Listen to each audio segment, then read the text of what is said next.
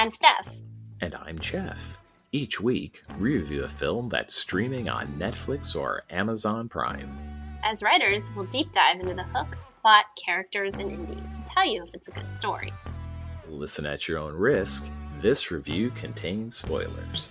Now sit back, relax, and enjoy Stream On.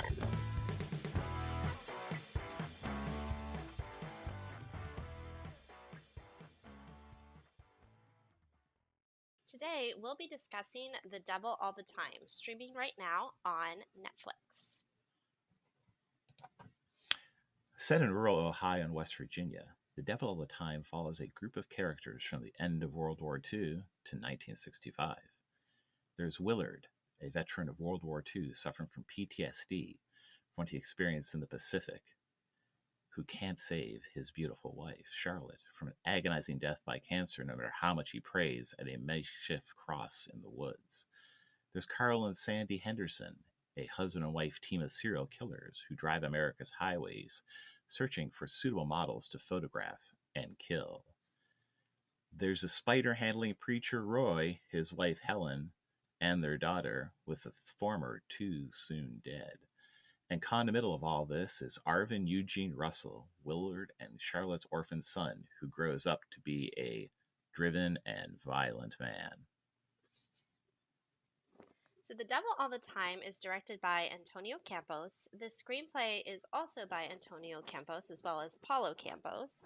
It's based on the novel The Devil All the Time by Donald Ray Pollock, and it stars Robert Pattinson as the Reverend Teagarden, Tom Holland as Arvin Russell, Bill Skarsgård as Willard Russell, Haley Bennett as Charlotte Russell, Mia Wasikowska as Helen Lafferty, Riley Keough as Sandy Henderson, and Jason Clarke as Carl Henderson. It's a lot of cast to keep up with. It's definitely an all-star cast. But it's important because you've got these intersecting stories that happen. So I chose this one. I chose it because I kept seeing articles on the internet raving about Robert Pattinson's performance and his uncanny Southern preacher accent that he was able to capture.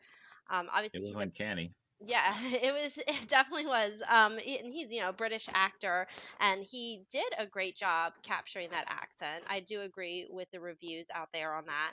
But I also just think he's a very talented actor. Sometimes I choose a movie because I really like the actor. And Robert Pattinson, I know he got his fame from Twilight, which I did not love. And I really think Twilight did a disservice to his acting range and abilities. He did the best he could with that script. But where I saw him start to shine is I saw this movie with him in it called Lighthouse, and I was super impressed with his ability to play off William Dafoe's character in Lighthouse and just make what could have been an awful movie in lesser actors' hands actually interesting and engaging. And I thought, wow, this guy can really act. He has range. And so I wanted to see what he would do with this Reverend character in The Devil All the Time. That's why I do agree with you. The Lighthouse is great. It was, yeah. It's. I mean, it's not for everyone, but it's worth watching just because the acting is top notch. And it's shot in black and white, which is interesting. So, what did this movie remind you of, Jeff? So this, you might find this. It'll take a moment of explanation, maybe, but it's kind of a backwoods Pulp Fiction. It has this sort of, with all these interesting, intersecting, highly violent storylines of kind of these low lifes and fringe characters. Now, clearly, Pulp Fiction has a different tone. This is dreary and serious. Pulp Fiction is a little more lightier, and as we know, as the title implies, is much pulpier. It's more of a kind of a stylish action thing. Yeah, there definitely is comedy in Pulp Fiction, which is lacking from this movie. Like I said, this is dreary and serious. But actually, yeah, it is a lot like Pulp Fiction. That's an interesting parallel, but I can see why you chose that one because of all of the intersecting stories and the heightened violence in this film. I went a different way with this. So the film I chose was Winter's Bone, which was Okay. Jennifer Lawrence's breakout film. Right. Really got her on the map, and it had that same sort of hillbilly gothic genre vibe to it, where I mean we're deep in the hollers of Appalachia. I mean, a good rolling credits song for this movie would be like "Never Leave Harlan Alive." It's dark, it's dreary, it's you don't know what's lurking in those coal mines. Everybody's miserable and has been dealt a shitty hand, and there's like one guy trying to claw himself out of it. Arvin in this film, and it was Jennifer Lawrence in Winter's Bone. Um, so yeah, I would say that it fits into that genre. I mean, there's some beautiful scenes that are like deep into the woods.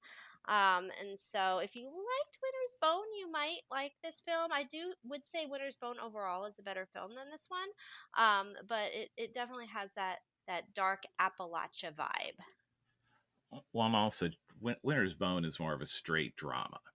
This Sure. is This is more of a like a Grand Guignol horror movie. I mean, it's dressed up as, kind of this artsy sort of drama, but it is a horror movie Hmm. in a lot of ways, with It the is. killers and the hyper violence and all the people going mad and things like that. So yes, but that's interesting. I could see that. I actually could see Winter's Bone almost as one of the intersecting storylines, because it does have that same kind of feel and vibe. Yeah. Exactly, exactly.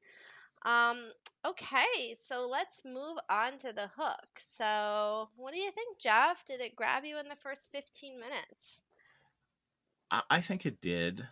So we basically focus primarily on Willard. The hook actually ends with the preacher Roy pouring spiders on his face during a uh, mass or sermon, whatever, Ooh, it was a creepy scene. which was terrifying because I loathe spiders. Um, but yeah, you have some interesting moments of violence. You get the idea that this is set in the past. You definitely see the event that sets Willard on his path to PTSD, finding a fellow American soldier crucified and skinned. Yeah, that was a very So, gruesome scene. Like that gets you in the first 15 minutes, and that yes. sets up like his PTSD for this character.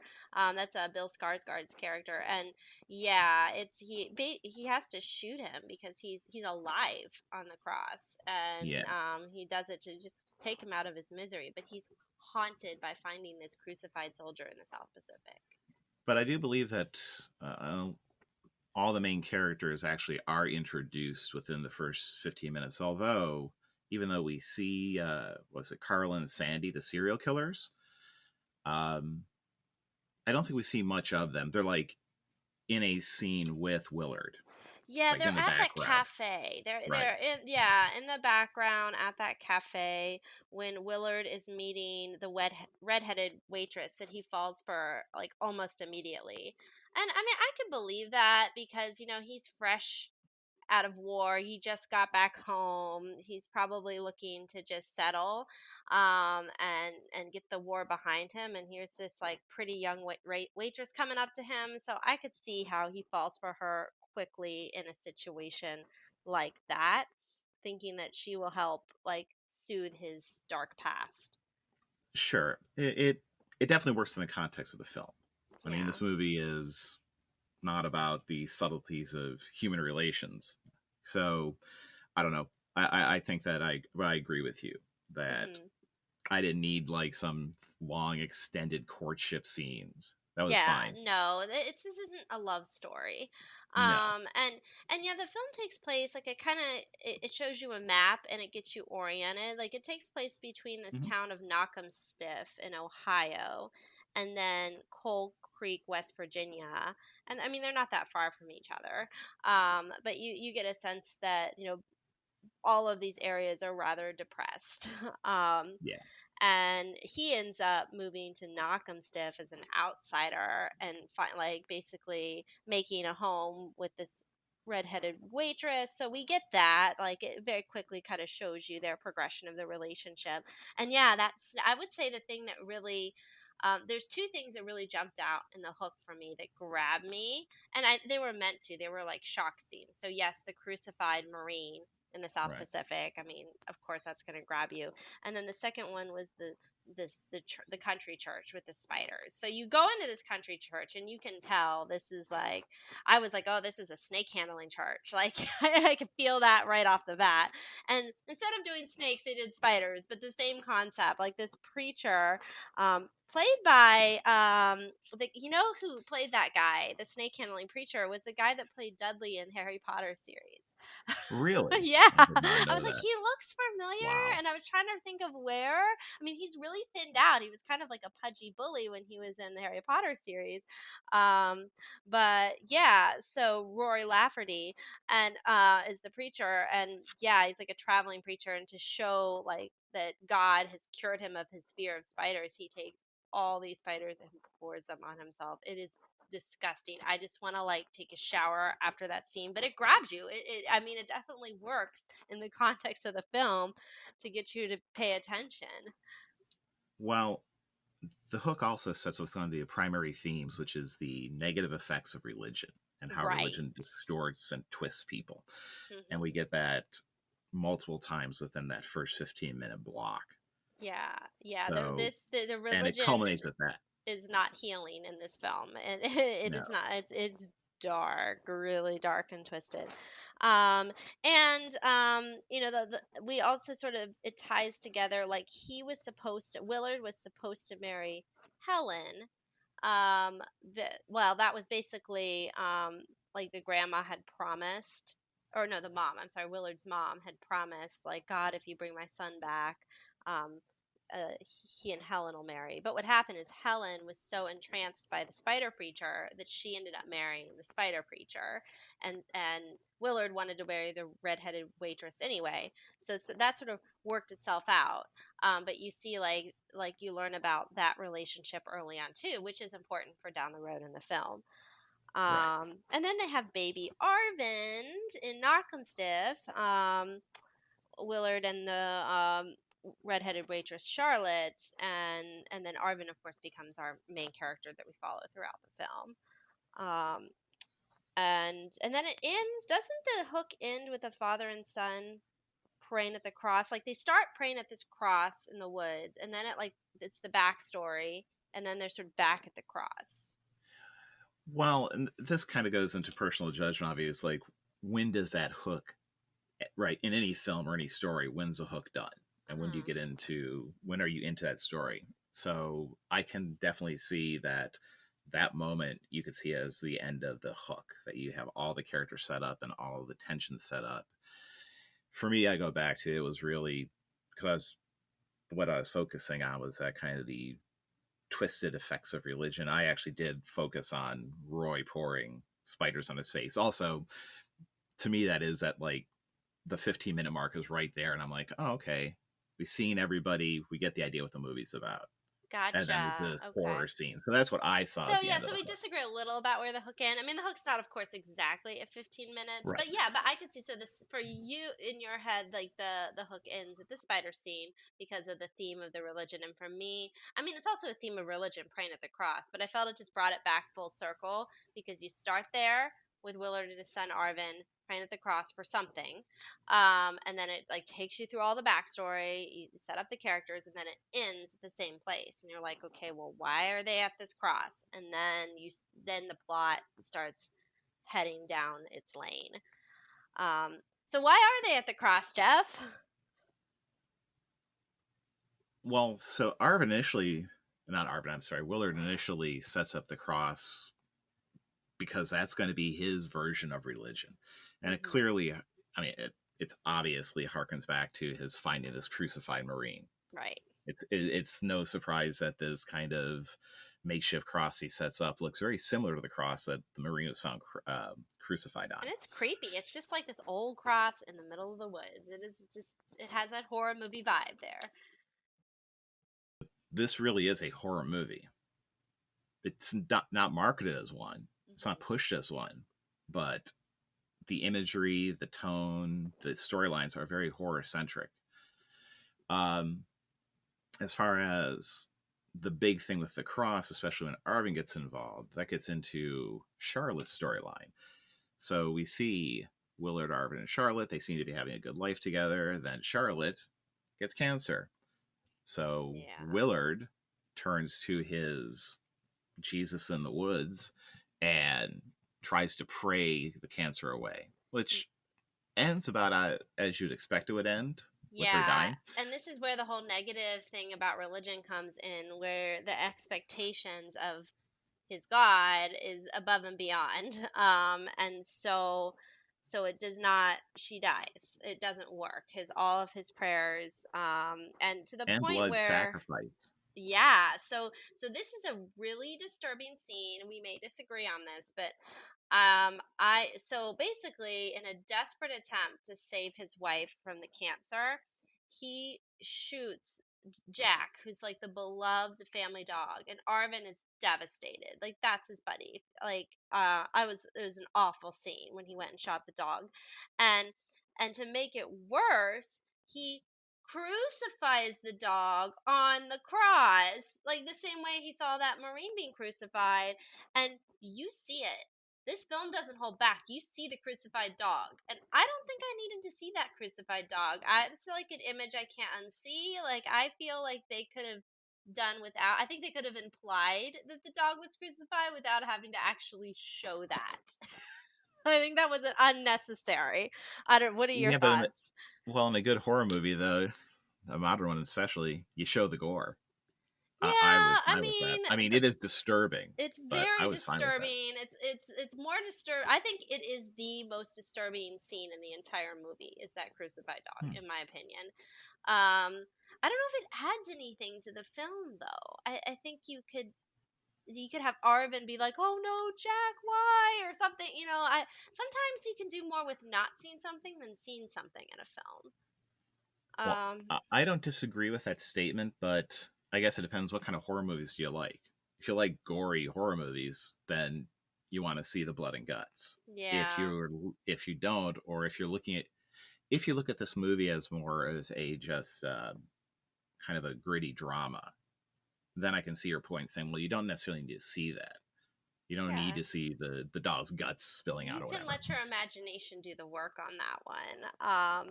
But But yeah, I this has don't a tend to like very super over the top gore either. So yeah. See, and that's one thing I do like gory horror movies, so I was fine with that. It's early on you realize, oh, that's what kind of movie this is. it's So dark. it's like this really, like I said, super yeah, I'd say super violent, very graphic, very kind of horrifying movie that kind of snuck in as, oh, it's a drama. It's like, nah. Yeah, don't But don't watch this like if you want to have a nice family movie night with pizza. This is not that kind of movie. This is like, it's, I don't know, dark and stormy out. You're kind of in like that melancholy mood. Yeah, go ahead and put this thing on. so So back to the religion though, because that yeah. becomes like a thread that runs through. I mean, that's what this movie kind of is about. As I had said before, like the negative effects of religion. Here we see religion basically driving people insane. I mean, Willard, by the time his storyline ends, he's bonkers. I mean, yes, he sacrifices a dog in the most, as you point out, a horrific way Yeah, he because really he needed thinks God therapy wants for his blood. PTSD, but He they didn't really did, do a lot of that back then in World War II days. And instead, he turned to this distorted version of his religion. And yeah, but in it this corrupts universe, him. oh, but in the world set up by this, how distorted is it?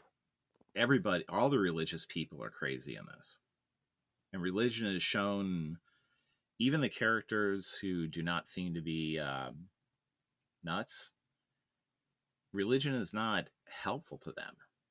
I mean, it seems more like it's a corrupting force than a helpful force. What about, I'm just trying to think of an outlier of that though. What about Helen? Would you say Helen Lafferty's character, Not at like, all, because her highly religious, spider handling husband murders her. well, yes, but she doesn't seem to be like distorted in a bad way from religion. She just has the impact of his distortions.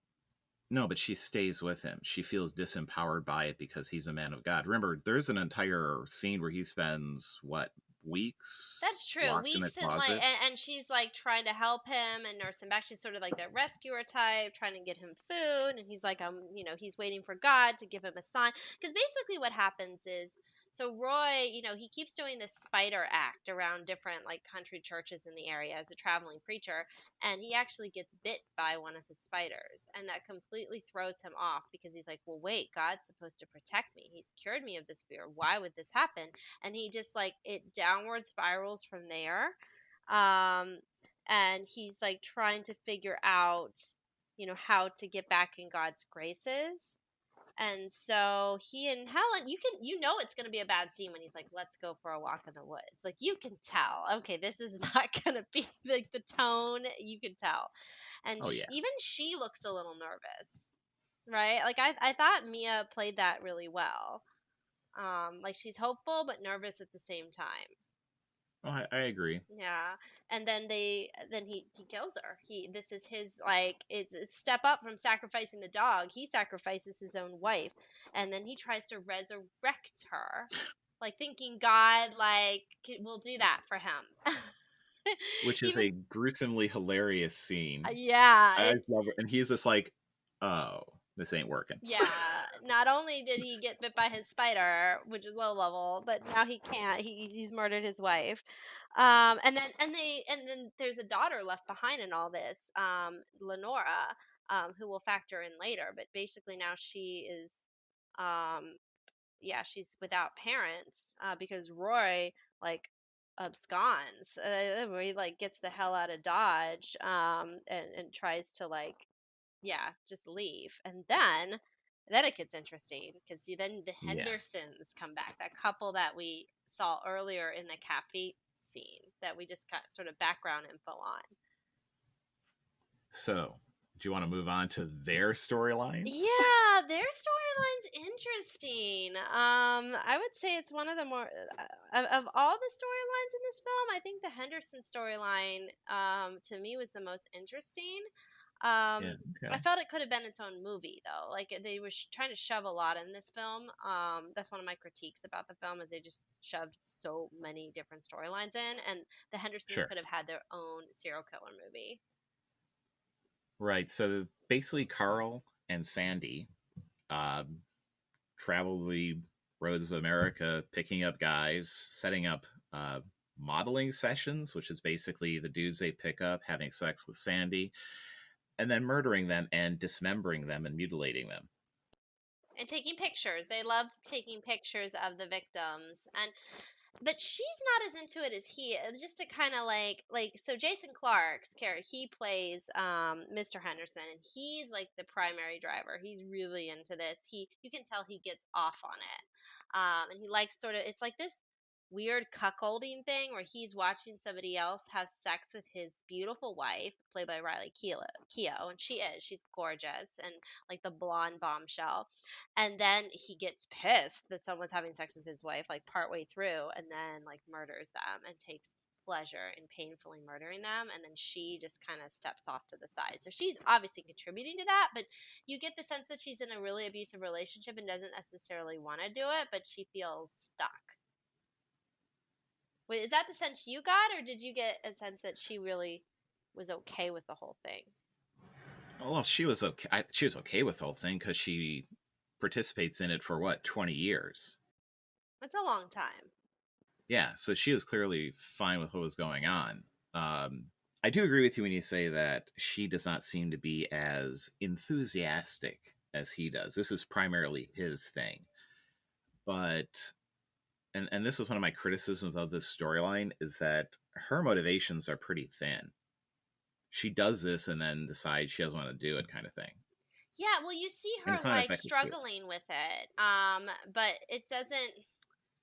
I mean, I just got the sense that she was in such an abusive relationship and that she just kept staying with this guy. Maybe she was worried that if she left, he would kill her, but that never was implied. Like, you could have done more with that. Like I said, they didn't have enough time in this movie to really flesh that out. Like, I wanted to understand her backstory a lot more, and his Yeah. backstory. Like, how did this couple get into this? How did she, what, like, get, I mean, I know he was charming at first and everything, but how did she get so stuck in this that she couldn't leave? I mean, her brother's the cop, like the local county sheriff. Like, shouldn't she like involve him more in like helping her get out of this?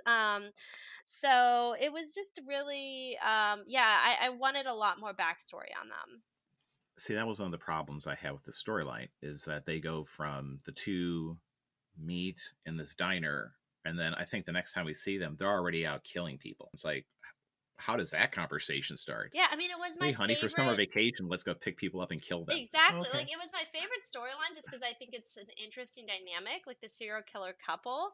But I wanted its own standalone movie, The Hendersons, or like the Appalachian Killers or something. Like, you could have just done a lot of cool stuff with that in its own movie instead of trying to shove it into this one. I mean, I know the book does that. I think where they went wrong with this film is they made it a film instead of a series.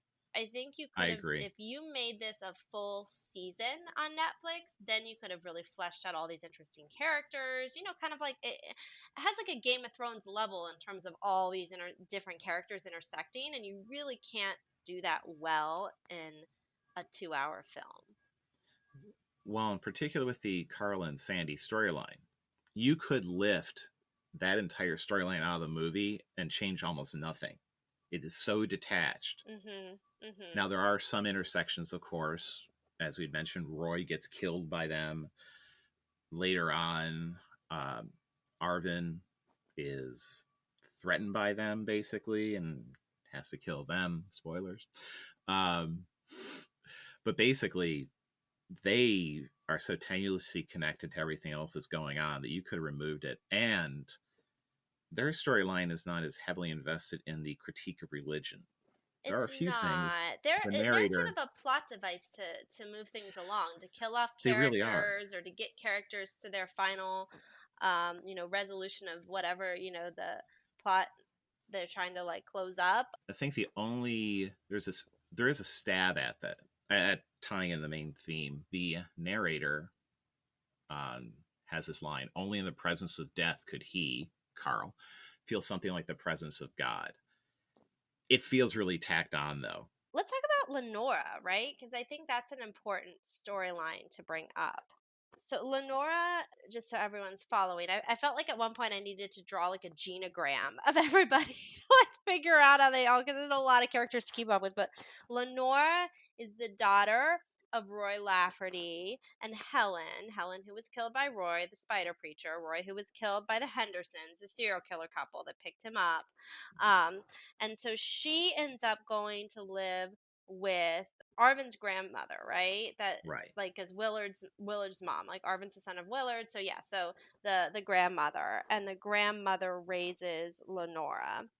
The grandmother and the uncle like work together to raise Lenora. And because then when Arvin, he is also left orphan because his mom died of the cancer. And then Mhm. we didn't bring this up, but it's We important did that, not. yeah, Willard kills himself. So Willard, after this dog sacrifice crucifixion on the cross doesn't work, Willard kills himself. He's basically done. He's like, okay, I can't live without my wife. So he leaves poor Arvin completely orphaned. So Arvin is picked up by the cop, played by, oh yes, you said something. I just wanted to interject just because it really gets into the religion theme just quick. Arvin kills, or I'm sorry, Willard kills himself at his cross, at his makeshift cross. Yes, yes. So that's all. Just want to interject that. Yeah, it's Please like him continue. and the dog together now. I could have like flashed a Pet Cemetery at that moment, and because Jason Clark's in this film, and he was in the new Pet Cemetery. But yeah, so basically, this intersects Lenora and Arvin's characters together because they both then get raised by the grandma and the uncle, and so that they become buddies. And Arvin sees himself as Lenora's protector. Like, she's bullied a lot in school. She's like the goody two shoes girl, super pure, super religious. Arvin is not. He doesn't even know if he buys into any of this religion. He just sees it. Like, Arvin like gets it. He just sees how religion is just distorting and corrupting everything around him. So he is more of like your atheist in the story. Lenora is like your super virginal, girl.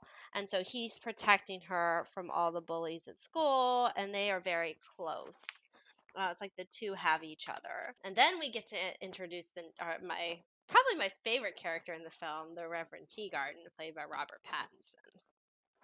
What did you think of his performance? It was fine. He was such a sleazy fucker, though. Yeah, I mean, he basically plays like Every stereotype the of stereotype of the the guy like hypocritical. selling you holy water on TV or Yeah. selling you cures to whatever, blessed by God, like totally like this sleazy salesman preacher that yeah, preaches like, God and pureness and holiness, but then is just so corrupt behind the scenes. Can I ask you just a purely plot question? And it's Mhm. about Lenora. Okay. And maybe I just missed this. Is it explained why she stays with Willard's mom, so Arvin's grandma, and doesn't go to like Helen's family? Is it mentioned that Helen doesn't have family? Is that it? Because I was honestly I was confused by. I'm like, why is she still with these people? Because she's literally just kind of left there to for Willard's mom to babysit her for an afternoon. Right, and then all of a sudden she stays with them. I don't remember it being explained that well Okay, because obviously Roy's missing, Helen's dead, but you would think that either in Roy's family line or Helen's family line the baby would have gone somewhere because she was there'd just be a baby someone at the time. else. But yeah, I don't know why. Maybe because plot, I guess, because I they needed assume to bring I just Lenore want to and make certain I Arvin didn't miss together. something. Yeah, I'm guessing it's because they wanted Arvin and Lenore Okay, together for this storyline that is about to unfold with the Reverend Teagarden. So okay, yeah, he's this good-looking, smooth-talking, fancy preacher that comes to town to take over the country church, and he is just awful. He's just everything wrong with religion and corrupt, and but Lenora, being so virginal and naive and innocent, she um like falls for it, and so she goes every day to the grave site of her, I mean, this is her mother, right? mom, her Yeah, mom, Helen. yeah, And she prays to God. That's like her thing. And Arvin used to take her, but then he stopped taking her and she would just like go herself, right?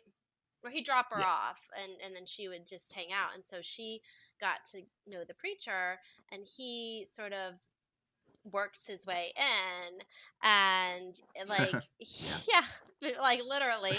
Yeah, yeah, there's a scene that's pretty disturbing in the car where he's basically like, I need you to present yourself naked to God, like Adam and Eve were.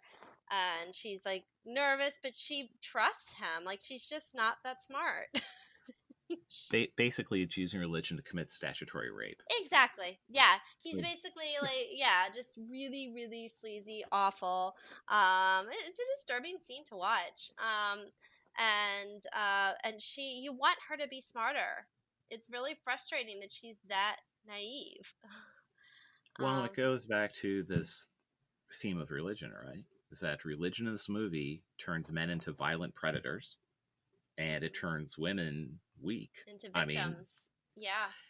look at there's a interesting, or I found interesting scene where we meet the new preacher, and there's a potluck kind of welcome to the community, Oh yeah. Uh-huh. right? And so Arvin's mom makes her specialty, which is like chicken livers or something gross, It's what she could afford. right? Yeah. But it's still gross. But um, she basically says that because she gets compliments all the time on her cooking, but she's always saying, "Oh, something effective. Basically, I'm not a good cook. God lets me, or God cooks through me, or some nonsense like that." That to me actually was interesting. It's like religion in this context basically turns this woman into someone, even a mild compliment, like you're a good cook. She can't even accept that.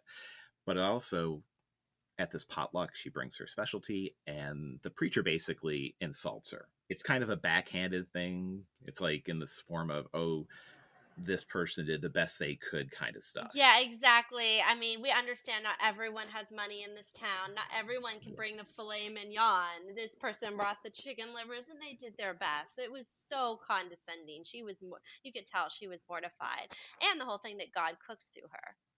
Right. So it's like the messenger of God saying, you can't even do this one thing that you thought God was letting you do. Yeah. And that she believes that. It was really Yeah, sad. it was. So, but back to the main point with Lenora, right? So after she's raped, she's impregnated. The preacher, not surprisingly, rejects her. Oh, he totally And gaslights her. It's not yeah, just a rejection thing. I think this that, is an that's a good important point. Go scene. ahead. Like, it's not just like a, like get an abortion kind of thing. Like, he's like, it wasn't me. Like, he really gaslights her. Like, you must be thinking of someone else. And then he's like, if you want my advice, I'd find a way to get rid of it. He Right. basically implies get an abortion, but he never owns up to the fact that it was him. Like, he gaslights her and makes her like think that she's crazy, basically. Yeah. Um, And yeah, then she commits suicide by accident. right. Which is so basically okay. Hilarious It's the and classic. sad. Like, she's like, my life's going nowhere. I'm pregnant. I am in sin. This preacher's not going to own up to it. And then she's like wondering what's true and what's not because she's so caught up in all this religion stuff. The preacher's telling her it wasn't him, right? And so she goes to hang herself. um and then she realizes, you're inside her head, like the narrator, Right. is like, well, then she realizes that this isn't worth killing herself over and she can get through this. And then she tries to take the noose off and then she accidentally steps off and then she kills herself anyway, which is so sad when you get that internal, like, she didn't decide, she didn't want to, but then she Right. ended up, like, that's how depressing this town is. Even someone that decides they don't want to commit suicide ends up still killing themselves. So yeah, it's a very, very sad scene for this poor girl. It's just tragedy follows her. I do have a question since we've mentioned the narrator a couple of times. Uh, did that work for you? Having a narrator kind of explaining what's happening and the inner workings of the characters? It was interesting. I looked at, so what I thought was cool is the narrator was the author. Yes. Did you, yeah, which is like, that's kind of neat to be like, to be the author of your book. Yeah, You get your, it that was kind of gets cool. turned into a film, and then you get to narrate your own film. Yeah. That's badass. And he's actually from Knock and Stiff, so he Yes. has that accent, and he's well versed in that part of Appalachia.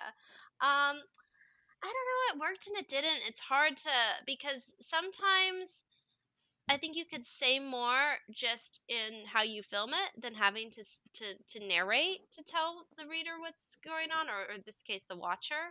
But we wouldn't have gotten certain things, like we wouldn't have known that she didn't want to kill herself, really, but did anyway, if we didn't have that narrative piece. So I think overall it was okay. It worked.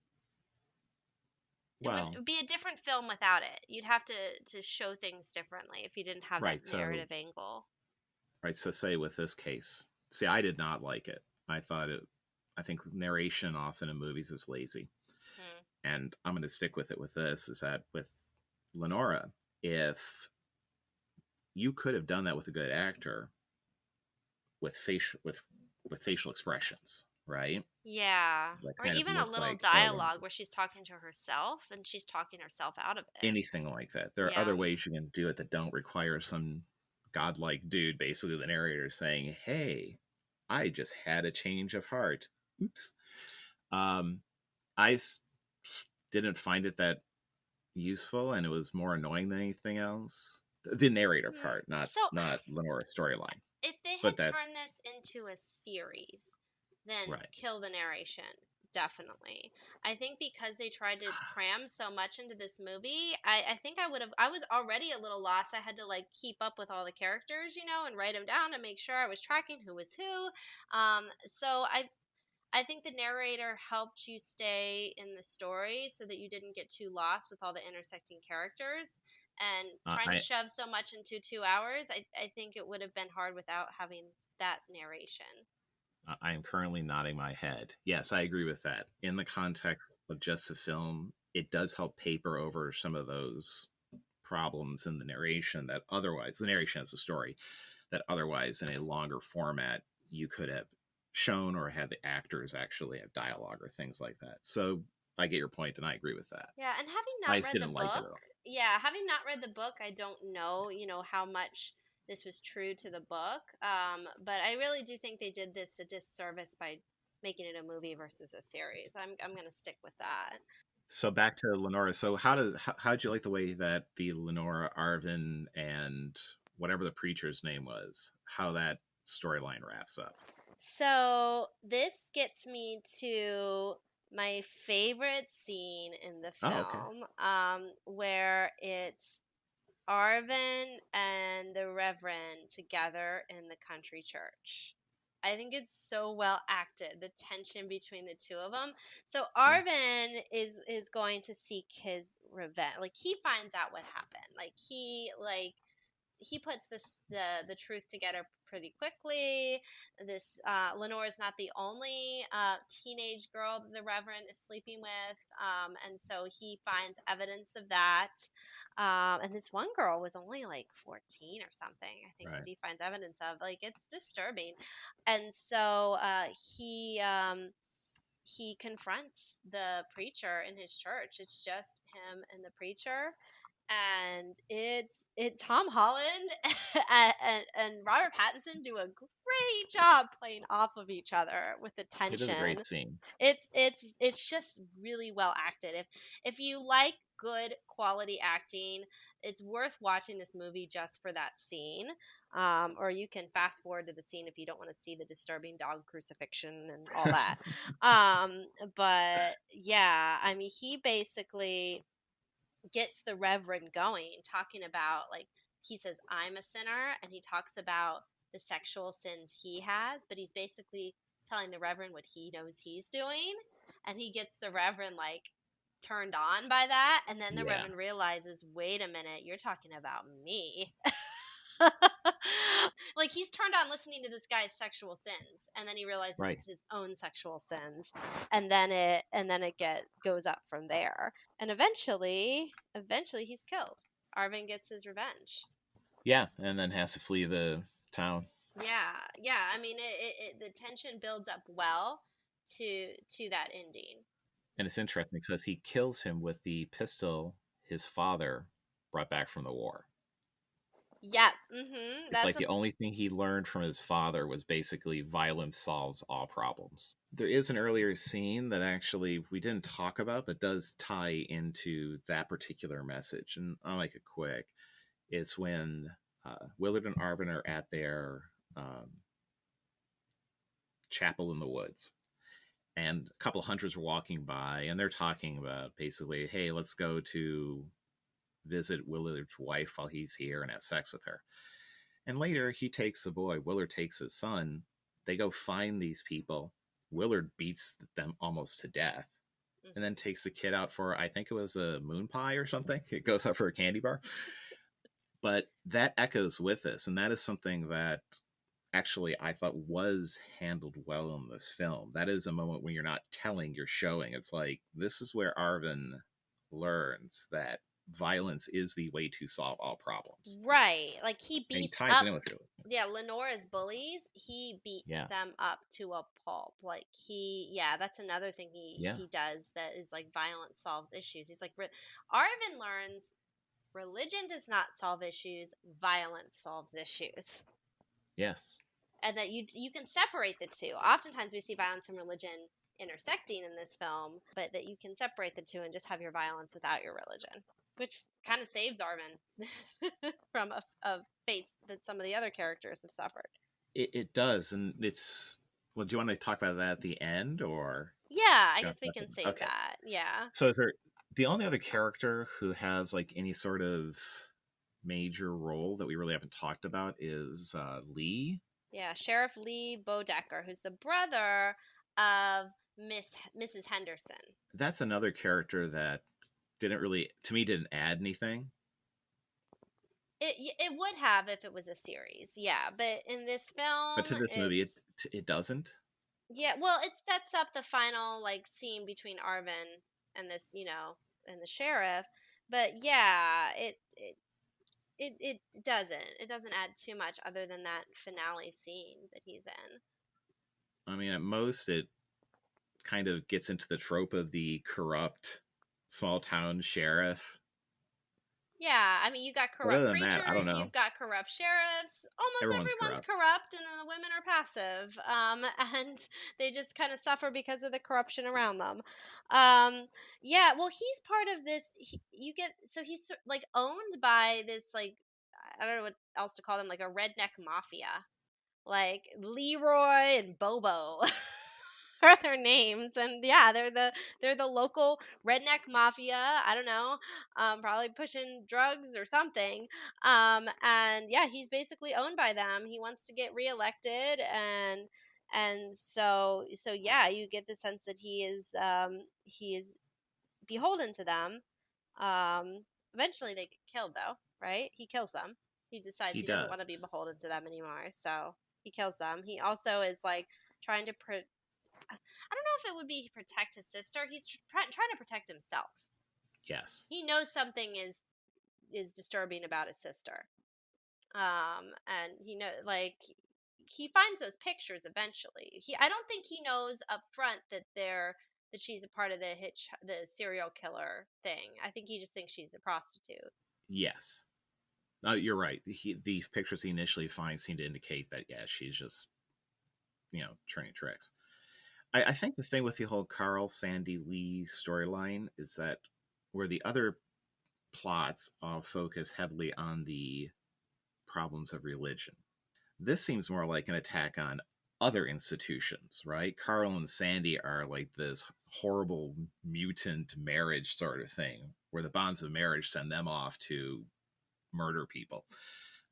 And then Lee basically is this whole, you can't trust religion, you can't trust marriage, you can't trust the secular authorities because they're all corrupt, murderous scum too. Everyone's corrupt in this film. It's the devil all the time. It's corruption all the time, regardless Well of if named. it's church, the law, marriage. Yeah, everyone's corrupt. The military, war. I mean, it's just all corrupt. So basically,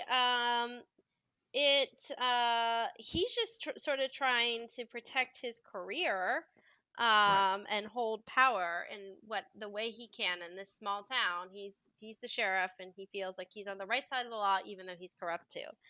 And so I guess some of the final scenes are with like so Arvin gets picked up by the hitchhiking couple, and they're trying to do their normal thing, but Arvin, he can tell that like through all his experience, he can tell that something's not right about this couple when he's in the car with them, so that Right. tension continues, and he's picked up by them after he flees killing the reverend. Um, so so he basically picks up on the signals and ends up being able to kill them, to protect himself. So, first he kills the Reverend out of revenge, then he kills the serial killer couple out of self defense, and so then he's fleeing again. So by this point, he's murdered three people, I think, if I'm counting correctly by that point, Yes. right? Yeah. And I think they were all justified killing. I mean, what would you say? Would you say all three of them are justified killings? Well, it's definitely the serial killer couple. I would say with the preacher, the default response should be turn this dude over. You've seen him literally. I mean, as you mentioned, Arvin definitely watches him seducing and raping underage girls. Hmm. But as we've seen with Lee, and maybe this is the Lee part, right, is that you can't trust the authorities anyway, so you might as well go out and get whatever vengeance, whatever justice you can find. And in this case, it's Right. shooting him in the face or whatever. Yeah, exactly. I mean, I guess that's what I felt about like Arvin had learned not to trust any of these authorities, whether it's religion, law, etc. And so for him, he didn't trust that he would get any sort of satisfaction with turning this guy in, even if he had photographic evidence that because he's a man of God, he would get away with it. And he was so smooth talking, good looking, all that. So Arvin decides like he kind of thinks about it a little bit and decides, no, the best thing to do is just to take my chances, kill him, and flee, and hopefully get away with it. Yeah, so in the context of this movie and the world that's set up, yeah, definitely he is justified in all three of his killings. I did have one question though, and this has to do with uh, when Arvin and Sandy are confronting each other, pointing guns at each other, and we find out that Sandy's gun is full of blanks. And then we get this really clunky flashback Oh yeah, that's right. that left a bad taste in my mouth. That was so ham-handed, right, or ham-fisted. It was just like, so it is a very tense scene. So Arvin has killed Carl, or shot Carl. I assume he's dying, right? Hmm. Sandy pulls a gun out and they're pointing at each other. She realizes he's going to shoot her, so she starts pulling the trigger. And earlier, Carl had removed the bullets from her gun, Hmm. but we don't actually know that until after that scene. There's a flashback that kind of implies that Yeah. after Arvin blows her away. That was terrible. I really hated that scene. It It was just wasn't like so. necessary. I mean, I guess it was he was afraid that he didn't trust her. He was afraid she would kill him. I don't know. But it wasn't really necessary. Like you could have had a standoff scene with two loaded guns and Arvin just kills her first. Or gets, Or you could like just had Arvin just unload into her. It was yeah. literally that clunkiness of, oh, it's full of blanks. Yeah, that was completely, I would agree. That's completely Yeah. unnecessary. Maybe it worked better in the book. If we would have read the book, maybe the plot twist would have made more sense there. But yeah, no, I agree with you. That was not necessary to have in an already a film already like spilling out of the closet with too much stuff. But back to your point though about how this all wraps up. So we have Arvin has killed the preacher, serial killer couple, goes back to his boyhood home, Yep. It and ends where it then began, back in the yeah, woods with the cross. right, and then Lee, the sheriff, who when Lee was a young patrolman, was the officer who responds when young Arvin finds his dad dead, Yeah, of course, because goes to a everything has to local intersect. right. Yeah. It's it's like poetry. It rhymes. Yeah. Um, there's a confrontation. They're shooting at each other because Arvin knows that. I mean, sorry, Lee knows that Arvin killed his sister Sandy, Hmm. and Arvin kills the sheriff and then gets into a VW minibus with some hippie heading to California and has daydreams about, I think, going to Vietnam Or something. and Yeah. falls So asleep. basically he's like, I mean, you see him get out of it, right? Like you get the sense that he's leaving the corruption of the Appalachian knockin' stiff area.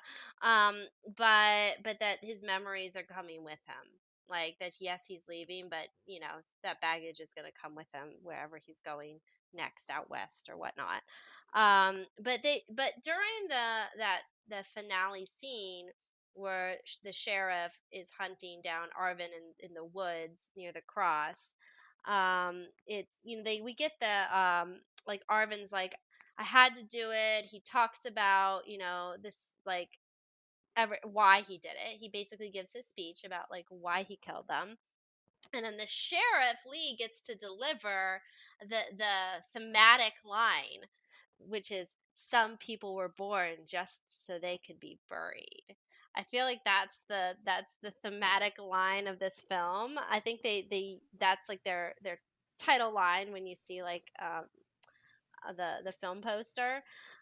So what do you think of that line? I thought I would bring that up because that was the No, I big agree. moment. It definitely is it's one of those lines that loaded with narrative portent, right? It's like Hmm. this is what it's all about. That some of these people you're basically just doomed from the start.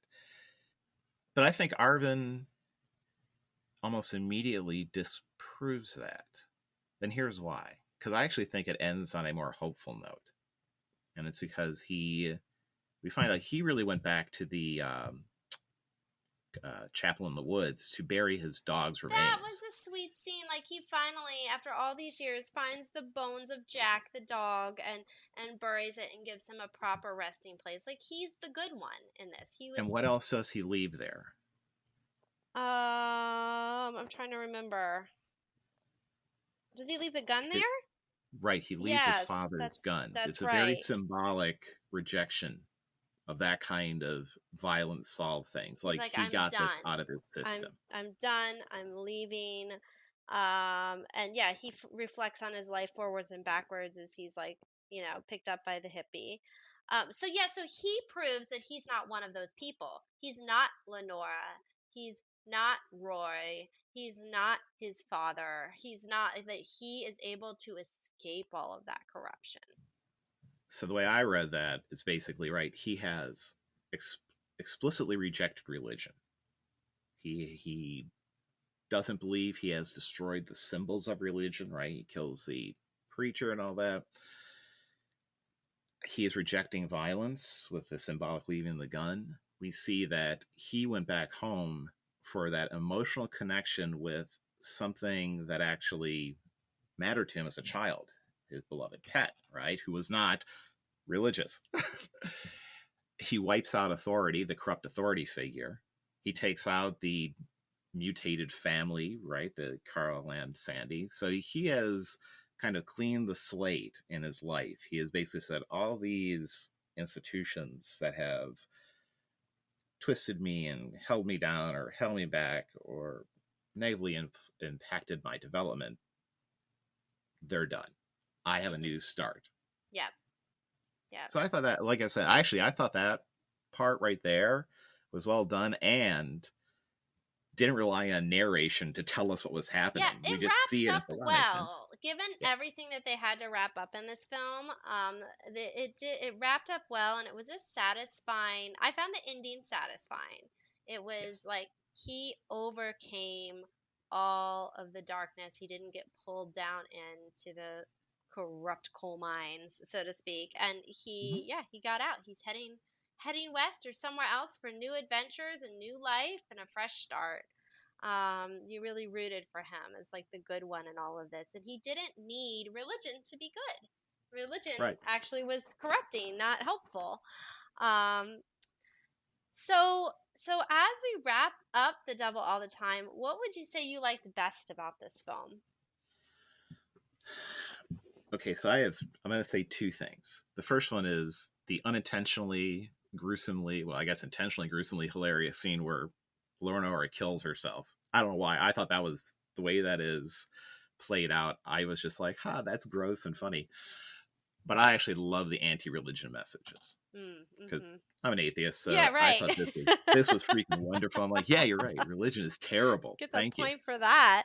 um So for me, what I liked best is I loved that church scene between Arvin and the preacher Tom Holland and Robert Pattinson. Okay. It really highlights how good of actors both of them are. It was so tense, so well done.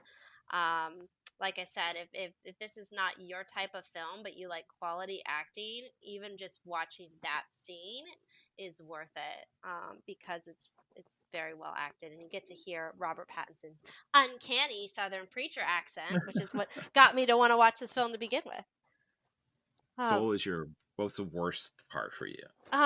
this probably comes as no surprise, but the killing of Jack and then crucifying the Okay. dog, Yeah. didn't need to see that. I'm an animal lover.